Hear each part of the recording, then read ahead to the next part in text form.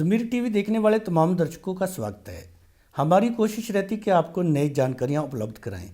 आज हमारे साथ हैं डॉक्टर कबीर, जो कबीर फाउंडेशन चला रहे हैं। कबीर फाउंडेशन की तरफ से मेंटली रिटायर्ड बच्चों का इलाज किया जाता है और बच्चों की मेमोरी शार्प करने के प्रोग्राम चलाए जाते हैं।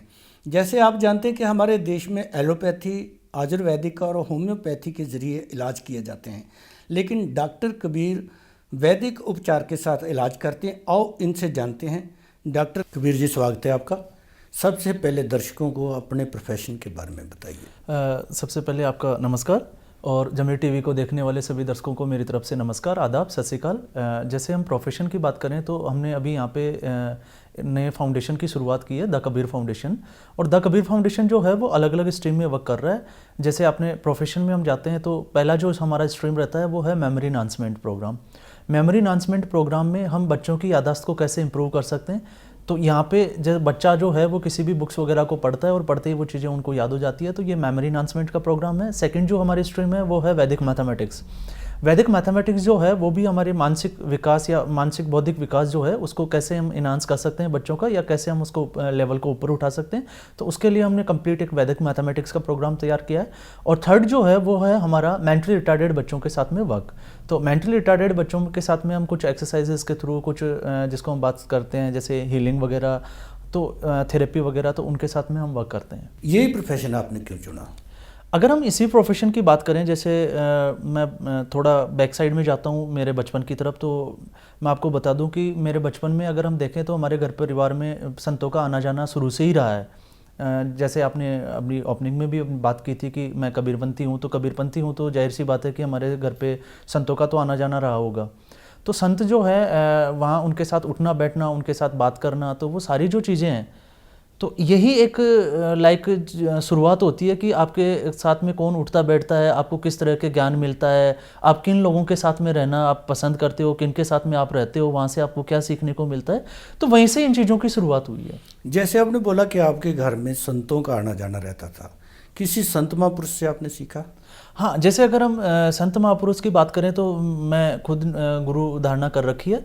तो मेरे जो गुरुजी है वो बचपन से, जब से मैं 6-7 साल का था या जब से मैं समझदार हुआ हूँ, तब से हमारे घर पे उनका आना जाना रहा है। तो उनसे मैंने दीक्षा भी ली है, उनसे मैंने ज्ञान भी लिया है, उनसे मैंने बहुत कुछ सीखा है। उनके उपदेश प्रवचन जब भी होते हैं मैं उनको अटेंड भी करता हूँ। तो वहाँ से मुझे बहुत सी चीज़ें सीखने को मिली है। और आपको तो पता ही है कि जब भी हम संतों की वाणी के ऊपर जाते हैं, किसी संतों के ग्रंथ को पढ़ते हैं, तो कुछ ना कुछ हमें मिलता ही है। खोने के लिए वहाँ कुछ होता नहीं है। कबीर जी, ये बिजनेस है या सेवा है? हाँ, अगर हम बिजनेस की बात करें, पॉइंट ऑफ बिजनेस के पॉइंट ऑफ व्यू से अगर हम देखते हैं तो ये हमारी जो पहली 2 स्ट्रीम है, मेमोरी एनहांसमेंट और दूसरा जो वैदिक मैथमेटिक्स, ये फुली पेड प्रोग्राम होते हैं, जिसमें कोई भी बच्चा जो है वो हमारी वेबसाइट www.thekabirfoundation.com पे जाके वो परचेज कर सकता है और वो पूरी फैमिली के साथ में उन चीज़ों को सीख सकता है, प्रैक्टिस कर सकता है। क्योंकि हमने उस पूरे प्रोग्राम को डिज़ाइन ही कुछ ऐसे ही किया है। कुछ एपिसोड्स है, कुछ प्रैक्टिस सेट्स है, फिर उसके बाद में कुछ ऑनलाइन सेट्स है। ठीक ऐसे ही हमने वैदिक मैथमेटिक्स का किया है। लेकिन हमारा जो थर्ड वाला जो स्ट्रीम वाला जो पार्ट है, मेंटल रिटार्डेड बच्चों के साथ में जो हम वर्क करते हैं, जिसको हम ये कह सकते हैं ऑटिज्म स्पेक्ट्रम डिसऑर्डर, तो उन बच्चों के साथ में जो हमारा जो वर्किंग रहता है वो पूरा जो है वो एक चैरिटी का पार्ट है। उसमें हम किसी से कोई चार्जेस नहीं लेते। जो पेड प्रोग्राम की आप बात कर रहे हैं, इसमें आम लोगों की पहुंच में होती है वो फीस? हाँ जी, अगर हम इसके पेड प्रोग्राम की हम बात करें तो इसको हमने आम लोगों को देखते हुए ही हमने तैयार किया है। जैसे हम बात करते हैं आम लोगों की, तो एक अमूमन सा, जैसे एक बच्चा जो है वो कोचिंग स्कूल जाता है, स्कूल में वो फीस डिपॉजिट करते हैं। उसके बाद में जब उनको कुछ लाइक प्रोग्रेसिव रिपोर्ट नहीं आती, फिर वो कोचिंग सेंटर में उनका दाखिला कराते हैं, वहाँ पे वो फीस भरते हैं। तो अगर हम देखें तो ओवरऑल अगर आसपास के हम सोसाइटी में या कहीं भी हम जाते हैं तो देखते हैं कि वहाँ पे बहुत सारे जो है कोचिंग इंस्टीट्यूट चल रहे हैं, स्कूल चल रहे हैं, वो सब चार्जेस करते हैं। तो उनको देखते हुए कि हम किसी के आम आदमी के ऊपर भी इन चीज़ों का बोझ नहीं बने, तो हमने एक पूरा फैमिली पैकेज तैयार किया है मेमोरी एनहांसमेंट प्रोग्राम का, जिसकी जो फीस है वो हमने 7,000 रखी है। अब हम इसको ऐसे भी समझ सकते हैं, जैसे एक फैमिली में जो है वो ऑलमोस्ट हम देखते हैं कि 2 या 3 बच्चे तो होते ही हैं। तो 2 और 3 बच्चों के लिए हमने इसकी जो फीस है वो 7,000 रखी है। तो एक बच्चे के हिस्से में वो 3,000 से 5,000 के आसपास वो पड़ती है। तो यहाँ पे हम इसको ऐसे देख सकते हैं कि अगर हम 3,000 रुपये 4,000 रुपये एक बच्चे पे खर्च करके हम जो कोचिंग ट्यूशन्स में जो फीस भरते हैं, अगर हम उनसे बच सकते हैं तो ये उनके लिए फ़ायदे का सौदा होता है। सक्सेस रेट क्या है इसका? अगर हम सक्सेस रेट की बात करें तो ऑलमोस्ट हमारे जो सारे जो बच्चे हैं, जैसे मैंने काफ़ी बच्चों के साथ वर्क करके देखा है कि जो बच्चे 20-30% मार्क्स गेन कर रहे होते थे, वो भी 2 या 3 महीने के बाद में उनका जो सक्सेस का जो रेशियो है वो 60-70% जो है वो मार्क्स गेन करने लग जाते हैं। जैसे मेंटली रिटायर्ड बच्चे हैं, इनको डील करते हुए आपको कई प्रॉब्लम्स आती होंगी। हाँ, अगर मेंटली रिटार्डेड बच्चों की बात करें तो ये एक रिस्क का फैक्टर तो होता ही है। जैसे मेंटली रिटार्डेड बच्चे हैं तो हम समझ सकते हैं कि उनका जो मेंटल सिचुएशंस होगी, सोचने का जो तरीका होगा, वर्किंग का जो तरीका होगा, वो हम सोसाइटी में देखते भी हैं। तो जब हम बात करते हैं जैसे कि रिस्क की, तो रिस्क को अगर हम देखें तो रिस्क फैक्टर पे जाते हैं तो एक जो बच्चा है वो आपको किसी चीज़ से हिट कर सकता है, वो आपको मार सकता है, नाखून से आपको नोच भी सकता है, वो आपको अब्यूजिव वर्ड्स भी बोल सकता है। तो ये रिस्क कहीं भी हम वर्क करेंगे तो ये मेंटल रिटार्डेड बच्चों के साथ में तो रिस्क फैक्टर तो होगा ही। अब हमें उस रिस्क फैक्टर के साथ में काम करके हम उनकी लाइफ में कैसे कंट्रीब्यूट कर सकते हैं वो हमारे ऊपर डिपेंड करता है। अभी कितने बच्चे हैं आपके पास? अगर हम बात करते हैं जैसे बच्चों की, तो बच्चे जो हैं वो अमूमन मेंटल रिटार्डेड बच्चे हैं तो रिस्क फैक्टर भी रहता है। फिर मेंटल रिटार्डेड बच्चों के साथ में हमें इंडिविजुअल वर्क करना पड़ता है 1 by 1। तो हम ये तो नहीं कह सकते कि हमारे पास 20 बच्चे 50 बच्चे, लेकिन हम पूरे मंथ के लिए 3 से 4 बच्चे या 4 से 5 बच्चे हम रखते हैं, जिनके लिए हम पर्टिकुलर 1 आवर के लिए उनके साथ वर्क करते हैं, जिसमें उनकी थेरेपी होती है, उनकी हीलिंग होती है, उनके अंडरस्टैंडिंग का कई चीज़ों पे हम उनके साथ वर्क करते हैं।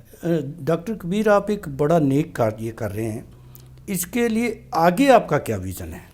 अगर हम विज़न की बात करें तो हमारा जो विज़न है वो सीधा और सिंपल, जिसको हम कहें एक सीधा सिंपल सा हमने विज़न रखा हुआ है कि हम हमारा जो ऑर्गेनाइजेशन है इसकी वर्किंग को कैसे आगे तक ले जा सकते हैं और सोसाइटी में हम कितना कंट्रीब्यूट कर सकते हैं, यही हमारा एक विज़न है। अगर आपके साथ किसी ने संपर्क करना हो तो कैसे कर सकता है?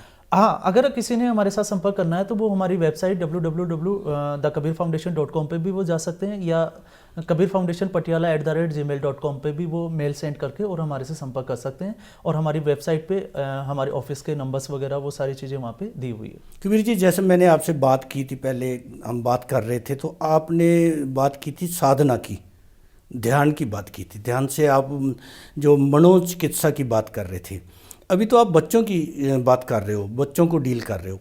अगर आम लोगों को मानसिक रोगों के लिए कोई इलाज की ज़रूरत हो तो वो भी आप करते हैं? हाँ, देखिए उस चीज़ों में अगर हम बात करें, जैसे आपने बात की कि मानसिक रोगों में, जी, तो रोग भले ही कोई सा भी हो, हम चाहे एक्यूट डिजीज़ की बात करें या क्रोनिक डिजीज़ की बात करें, जैसे हम देखते हैं चाहे वो कैंसर से हमने लड़ना है, या हम कह सकते हैं HIV से हमने लड़ना है, या अभी जैसे हमें इस कोविड पैंडेमिक इसमें देख रहे हैं हम कि कोविड-19 के दौरान जो है वो लोगों की मानसिक स्थिति, तो कोई भी रोग जो है वो ईजाद किस चीज़ से हो रहा है, वो बन किस चीज़ से रहा है, उसका पीछे का अगर हम देखें तो साइंस भी यही कहती है कि हमारी जो संकल्प शक्ति जो है वो कहीं ना कहीं कमज़ोर हो जाती है।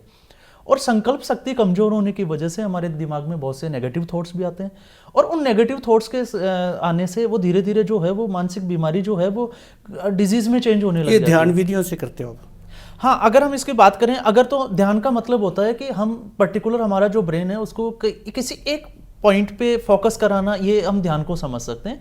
या हम इसको ये भी कह सकते हैं कि हमारा जो ब्रेन है वो अलग अलग डायरेक्शन में मूव करता है, तो उस अलग अलग डायरेक्शन में मूव नहीं करके या नेगेटिव थॉट्स को हम हटा के पॉजिटिव थॉट्स की तरफ हम कैसे वर्क कर सकते हैं, यही ध्यान होता है।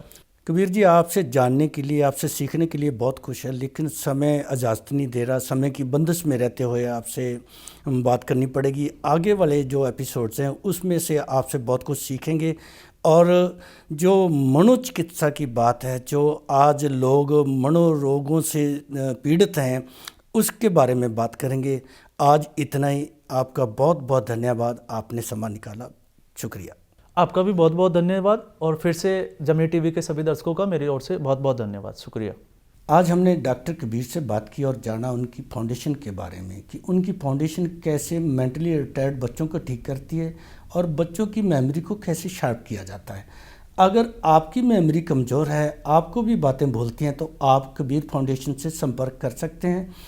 अगले एपिसोड में हम डॉक्टर कबीर से जानेंगे मानसिक तनाव के बारे में। मानसिक तनाव क्या होता है और इसे कैसे दूर किया जा सकता है। तब तक के लिए आज्ञा दें। धन्यवाद।